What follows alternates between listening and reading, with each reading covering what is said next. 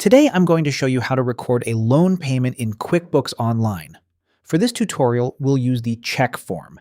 You can use this even if the payment was made electronically because it lets you split the loan payment between principal, interest, and any fees. First, sign into QuickBooks Online and open the correct company file.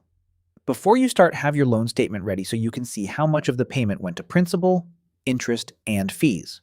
From the dashboard, click New or Create. Then select Check.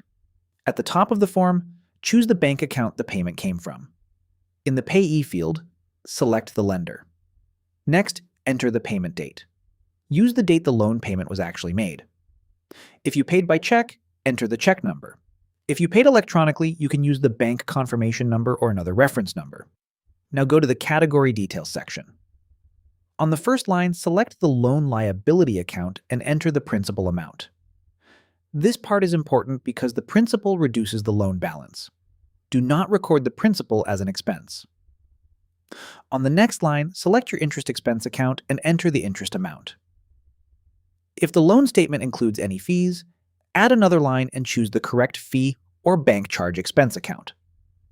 Make sure the total of all lines equals the full payment amount.